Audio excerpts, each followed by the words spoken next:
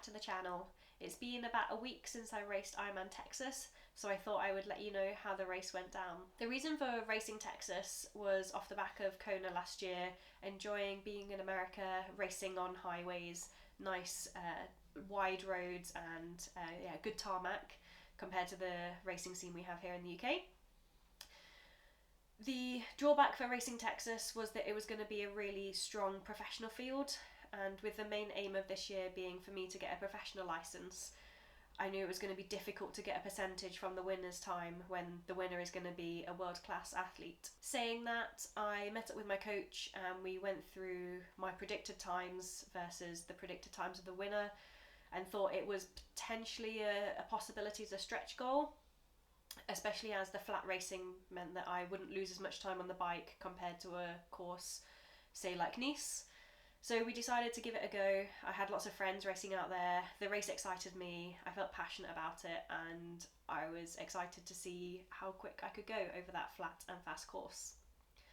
So fast forward to race day, we found out on race morning that the swim was going to be wetsuit legal for age groupers and non-wetsuit for professionals. That suited me perfectly. It meant that I would potentially gain some time compared to the professionals in the swim, and put me ahead on race day. I wasn't expecting to gain as much time as I did. I swam a 49-minute swim, which is 2 minutes faster than the first professional female, Lauren Brandon. I'm still in shock that I've got that time next to my name. It felt really comfortable, the swim. I swam it all by myself. I found a good rhythm. I was not expecting the number to begin with a 4, so yeah, was super happy to be leading the female age group field by over 9 minutes as I got onto the bike. The bike course is a few narrow, windy sections through town to begin with, and then you head out onto the Hardy Toll, which is a really wide highway. It's 80 miles of 20 miles out, 20 miles back, 20 miles out and 20 miles back again. The way out is into a huge headwind. We had record wind conditions on race day, and I was on my own for that first section, so really just tried to tuck in but out towards the higher end of target watts and just get around as quick as I could.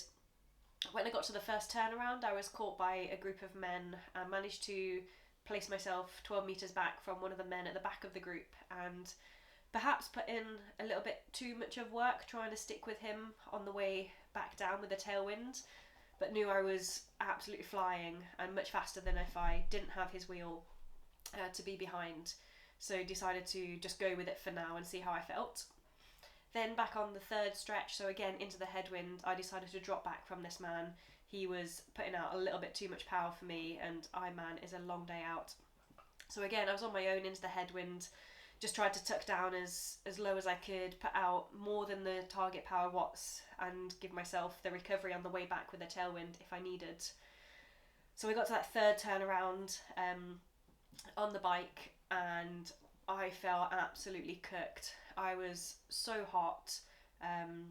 Just my cheeks felt like they were burning up. I was every aid station dousing myself in water, but it just wasn't enough, and I thought, right, you really need to take your foot off the gas now in order to even think about running a marathon. So on the way back into the tailwind, I just took it easy for 10 or 15 minutes. Then I had a few professional females come past me that I'd been ahead of out of the swim, and I managed to sit 12 metres behind them for the way back, and it was good to have that focus again of a wheel to follow. Coming into T2, I still felt super hot. I did not want to run a marathon at all.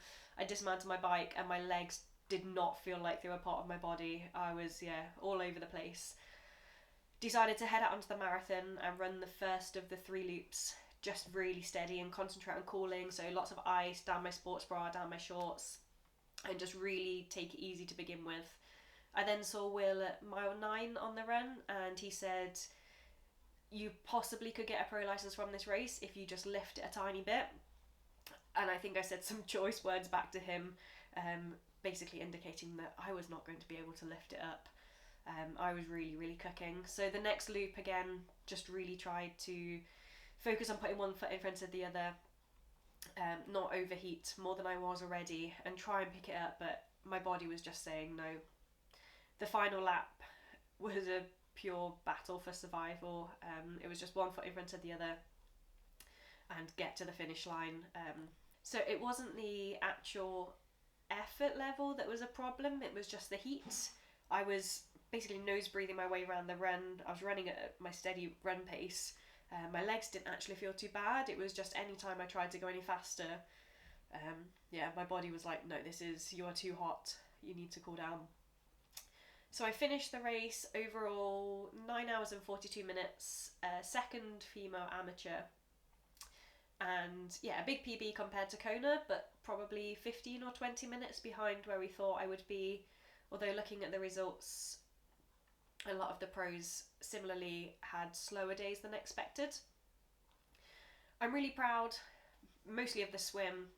There's parts of the bike and the run that also went really well, including like nutrition stayed down really well and pacing on the whole was pretty good.